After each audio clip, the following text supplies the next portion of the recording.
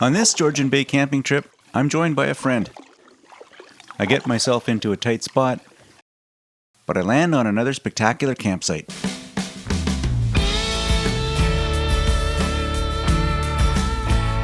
The plan today is to paddle out and do some camping on the crystal clear waters of Georgian Bay, which lies against the backdrop of the beautiful white quartzite mountains of the Cloche Range. But to get out to there, first we have to get out from here. This is one of a precious few access points to Georgian Bay, and I'm looking forward to comparing notes with my friend, who is a very experienced camper and paddler. What do you do with your phone when you're on the water? Got it in my back pocket. I'm overly protective of my devices. Oh, so you don't routinely fall out of your boats like I do?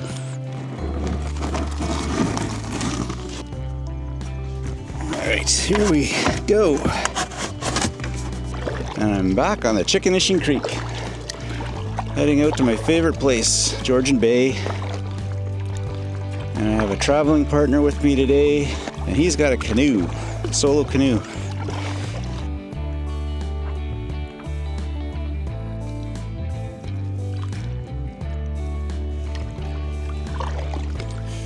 It's a perfect day, and we're both excited for the adventure ahead. Once again, we're about to leave the creek, cross the channel over to Philip Edward Island. And I think we have about an hour's paddle to get to where we want to go. We might go further, we might not go that far. It's a beautiful day again, and we're just gonna go where we want to go.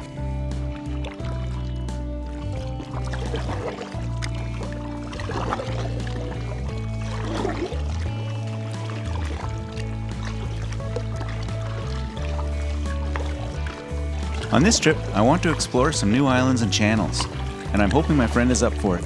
So you can go through here, obviously you probably know, but there's a little shoal, I don't nothing to worry about, or you can go on the outside. Whatever you want is fine with me. No, I always prefer the little channels. Okay. I mean, as long as there's 4 inches of water, I don't think I'm gonna... No, we're good then. And very fortunately for us, the water conditions are ideal.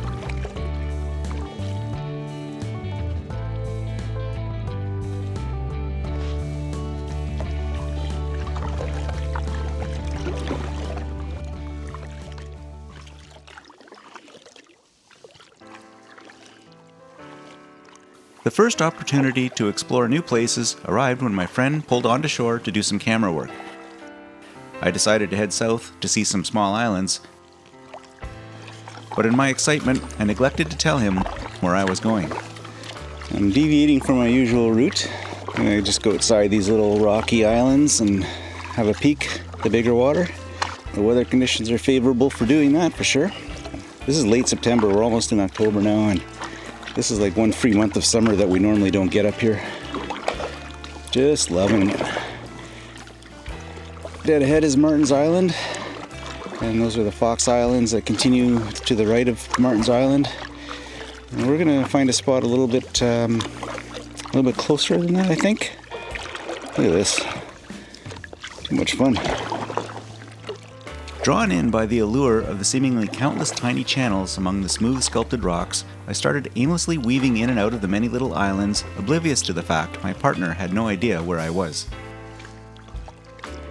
I lost my partner in this little archipelago.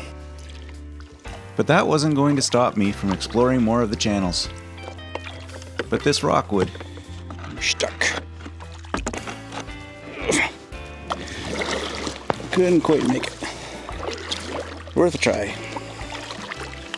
With both of us not having any idea where the other was, I hollered and blew on my whistle, but to no avail.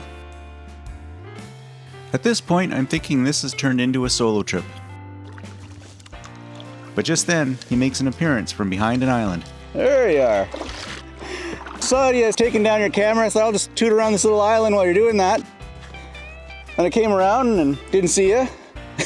Sort of looked up, couldn't see it, and I thought I saw something just move over there, so I went out, and then I just paddled through those little smooth islands just to have a look at it. Yeah, okay. Looking around, and of course none of us have any height, eh? You could sit behind a 2-foot island and...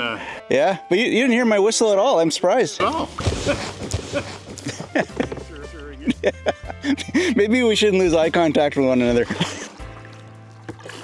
We knew that was never going to be an option, given the endless opportunities to find new routes to our destination.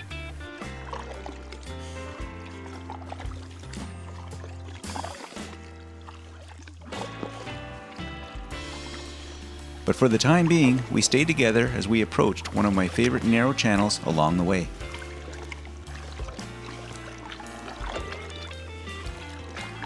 I never pass up the opportunity to travel through here, even though there is another way to go. But with the water levels in all of the Great Lakes continuing to decrease, this may be one of the last times we'll get to see it from this point of view. Rocks right here.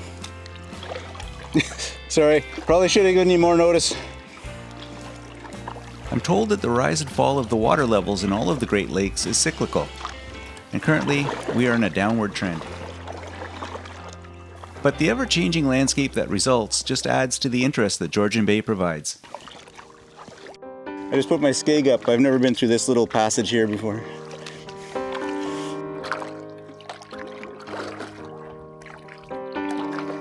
I didn't have to go this way, but then again, I kinda did.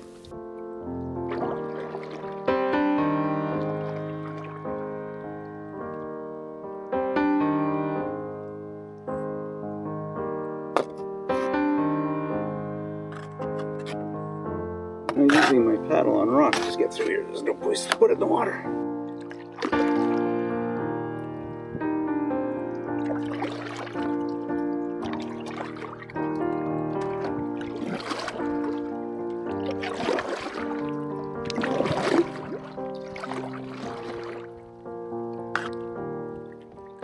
Alright, I gotta admit, that was pretty cool.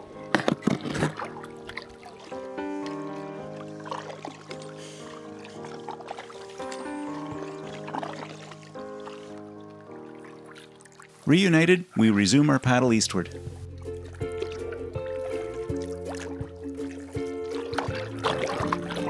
It is gorgeous. The weather is perfect.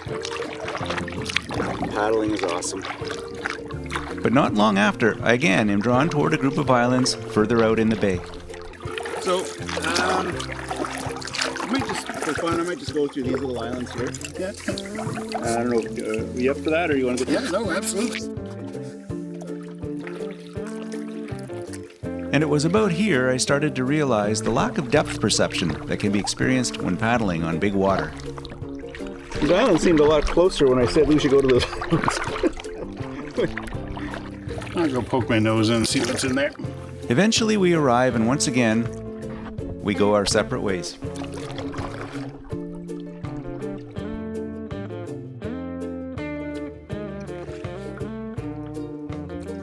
But at least this time,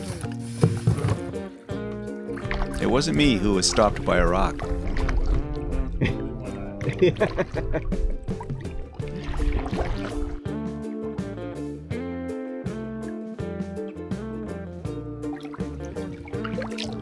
There's a little pyramid rock up here that it's kind of unusual. I saw one other one close to where we're going to be, and they're few and far between, but they're just kind of interestingly shaped compared to everything else around them.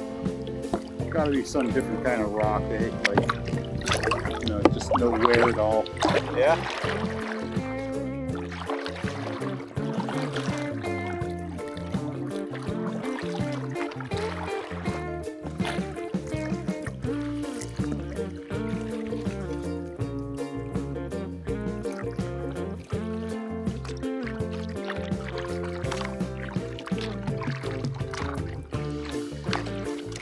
We leisurely navigate the shallow waters, knowing we are now very close to our first potential campsite. Have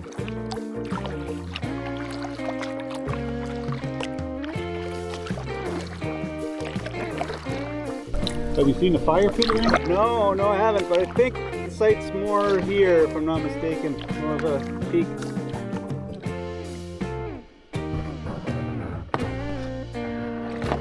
After executing a less than perfect landing, Rough. we go have a look around.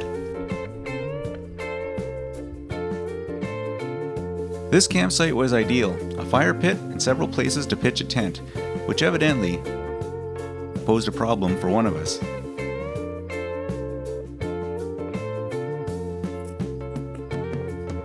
Can't decide where I want to live.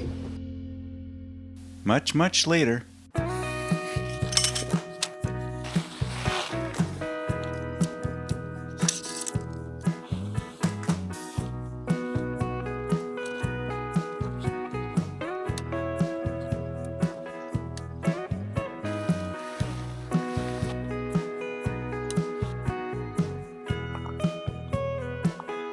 Pitching a tent on this shoreline can have its challenges, but I knew I was up to the task.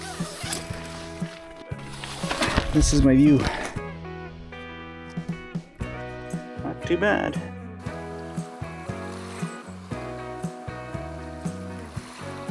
Having completed my setup in record time, I went off to help my friend with his.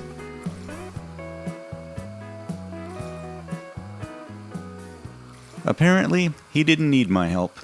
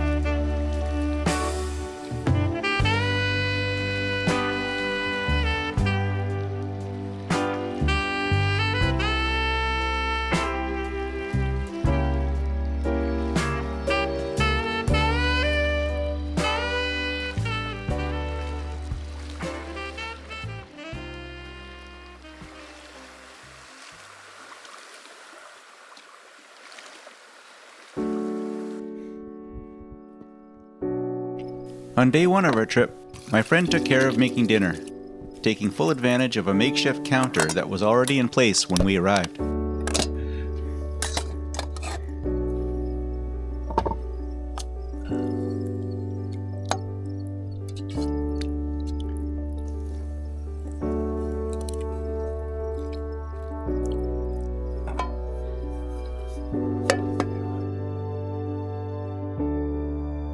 He made a green curry soup with rice noodles.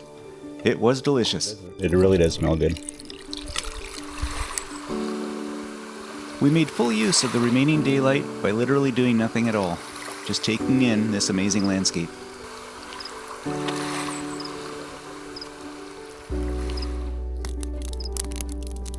It's good and dry. A bit of a search though for even this little bit, eh? Yeah. There's a couple of stumps that people left behind, but it would be pretty good. The firewood supply near this campsite had been picked over pretty well. But that would be tomorrow's problem. Tonight, we had plenty. Thanks for watching.